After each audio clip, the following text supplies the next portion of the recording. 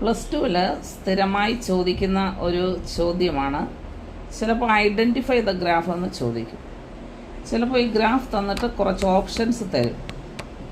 Okay, അപ്പോൾ ആ ഓപ്ഷൻസിൽ നമ്മൾക്ക് ഒരു ആൻസർ ഉണ്ടാവും, അത് നോക്കി എഴുതണം. അപ്പോൾ ഇങ്ങനെ ഒരു ഗ്രാഫ് ഞാൻ വരയ്ക്കുന്നു. നിങ്ങൾക്ക് തന്നെ ഒരുപക്ഷെ ഇത് വരച്ച് വരുമ്പോൾ മനസ്സിലാവുമായിരിക്കും. എക്സ് ആക്സിസ്, വൈ ആക്സിസ് ഒരു ഗ്രാഫ് അല്ലേ, ദെൻ 0 ഒറിജിൻ. ഇവിടെ എക്സ് ആക്സിസിൽ ക്വാണ്ടിറ്റിയാണ്, വൈ ആക്സിസിൽ പ്രൈസാണ്. ഇനി നമുക്ക് ഒരു ഡിമാൻഡ് കർവാണ് ഞാൻ വരയ്ക്കാൻ വേണ്ടി ഉദ്ദേശിക്കുന്നത്. ഡിമാൻഡ് കർവ് വരച്ചു. ഡിമാൻഡ് കർവിന് നമുക്ക് ഡി എന്ന് പേരിട്ടു. ഇപ്പോൾ ഡിമാൻഡ് പ്രൈസ് തമ്മിലുള്ള റിലേഷൻ എന്താണ്? ഇൻഡയറക്റ്റ് റിലേഷൻഷിപ്പാണ്.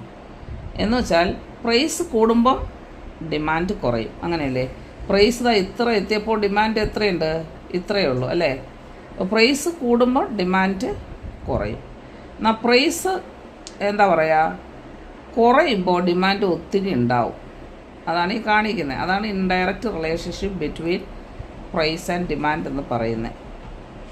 അപ്പോൾ ഇത് ഡിമാൻഡ് കർവാണ്. ഇനി ഈ ഡിമാൻഡ് കർവ് ലെഫ്റ്റിലോട്ട് ഒന്ന് ഷിഫ്റ്റ് ആകുന്നു എന്ന് വിചാരിക്കുക.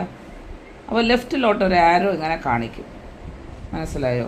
അത് D1 എന്നോ അതല്ലെങ്കിൽ വെറുതെ ഒരു DD എന്നുള്ള ലെഫ്റ്റിലോട്ട് ഷിഫ്റ്റ് ആകുന്ന ഒരു ഡിമാൻഡ് കർവ് കാണിച്ചാൽ അതിൻ്റെ അർത്ഥം കൺസ്യൂമറിൻ്റെ ഇൻകം കുറഞ്ഞപ്പോൾ ഡിമാൻഡും കുറഞ്ഞു എന്നുള്ളതാണ്. The income of the consumer decreases എന്നാണ്. ഇൻകം കുറയുന്നത് കൊണ്ട് ഡിമാൻഡ് കുറയുന്നു. അതുകൊണ്ടാണ് ലെഫ്റ്റിലോട്ട് ഡിമാൻഡ് കർവ് ഷിഫ്റ്റ് ആകുന്നത്. മനസ്സിലാകുന്നുണ്ടല്ലോ?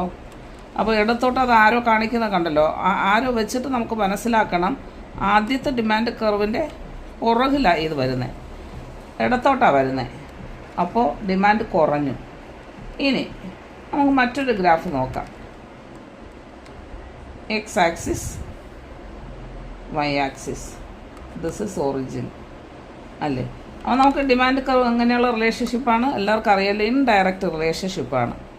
അതല്ലെങ്കിൽ ഇൻവേഴ്സ് റിലേഷൻഷിപ്പ്, അതല്ലെങ്കിൽ നെഗറ്റീവ് റിലേഷൻഷിപ്പ് എന്നാണ് പറയുന്നത്. There is negative relationship between price and quantity demand.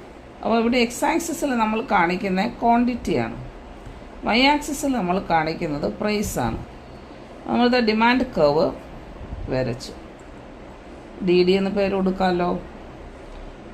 Okay, അടുത്ത് നമ്മൾ ഒരു ഡിമാൻഡ് കർവ് അതിൻ്റെ മുന്നിലോട്ട് റൈറ്റ് വേർഡായിട്ട് ഷിഫ്റ്റ് ആകുന്നു, മുന്നിലോട്ട് ഷിഫ്റ്റ് ആകുന്നു. അപ്പോൾ മുന്നിലോട്ട് തന്നെ നമ്മൾ ആരോ കാണിക്കുന്നുണ്ട് അല്ലേ? അത് നമുക്ക് D1